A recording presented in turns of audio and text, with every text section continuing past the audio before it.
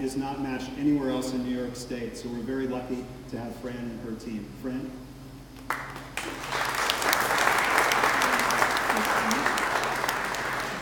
It's great to see so many familiar faces.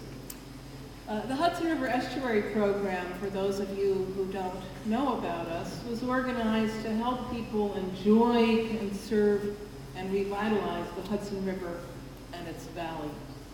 And we do that by adopting a regional action agenda for the Hudson and its watershed and updating it periodically, about every 4 or 5 years, to keep it fresh, and creating a place of conversation where people of the Hudson Valley can talk about what's important to them for protecting and preserving the Hudson and helping people enjoy it.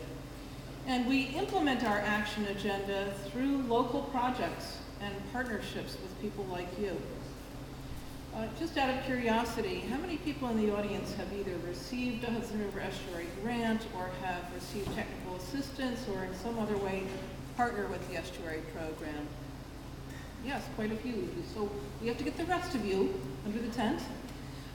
So anyway, we are focused on 5 key areas of conservation: protecting and conserving clean water in the Hudson River Valley, preserving habitats and biodiversity, providing public access to the river and to waterways, protecting the Hudson Valley's world-famous scenery, and helping people plan for and adapt to climate change.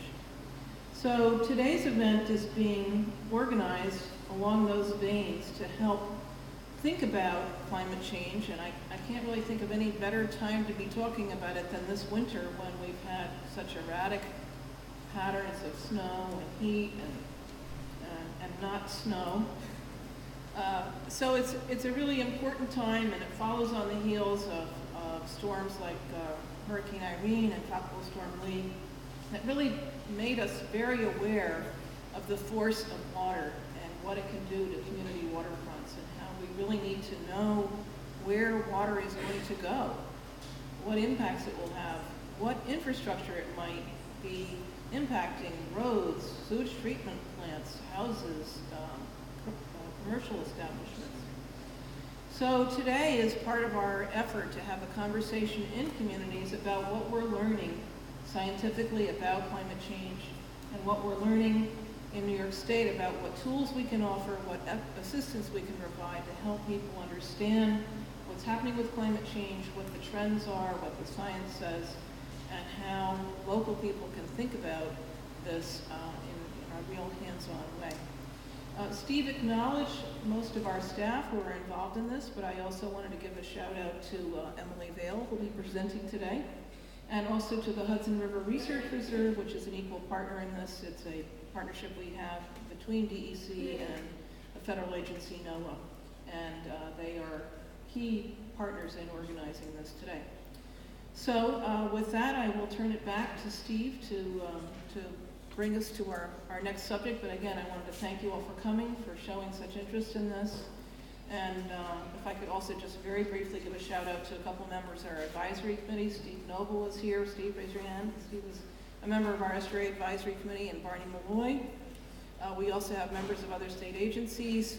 Bonnie Devine from Department of State, Nordica Holochuk from Sea Grant are all members of the team that guides the implementation of our action agenda, and Andy Bicking from Scenic Hudson is a very key member. He's not here today, but he's the bridge between this program and our committee.